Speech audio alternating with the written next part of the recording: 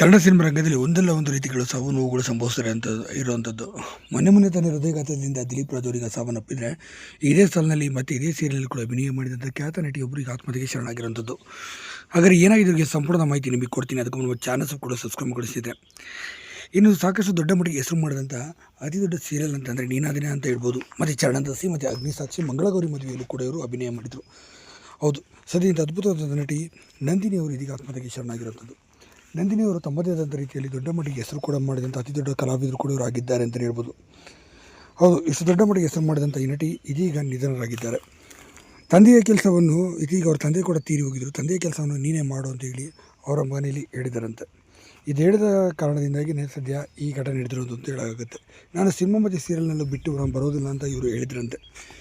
ಈ ಎಲ್ಲ ಕಾರಣಗಳಿಂದಾಗಿ ಸದ್ಯ ಒತ್ತಡಗಳು ಜಾಸ್ತಿ ಆಗಿದ್ದರಿಂದ ಅವರು ಆತ್ಮಹತ್ಯೆಗೆ ಶರಣಾದರು ಅಂತ ಹೇಳಲಾಗುತ್ತೆ. ಹೌದು, ಸದ್ಯ ಹೋಗೋ ಮುಂಚೆ ಅವ್ರ ಬಾಯ್ ಫ್ರೆಂಡ್ಗೆ ಕೂಡ ಮೀಟ್ ಮಾಡಿ ಕೂಡ ಹೋಗಿದ್ದಾರೆ. ಇನ್ನು ಬಾಯ್ ಫ್ರೆಂಡ್ನ ಮೀಟ್ ಮಾಡಿಕೊಂಡು ಹೋದಂಥ ಸಂದರ್ಭದಲ್ಲಿ ಪಿ ಜಿಯಲ್ಲಿ ಅವರು ವಾಸವಾಗಿದ್ದು, ಪಿ ಜಿಯಲ್ಲಿ ಸದ್ಯ ಈ ಘಟನೆ ನಡೆದಿರುವಂಥದ್ದು ಅಂತ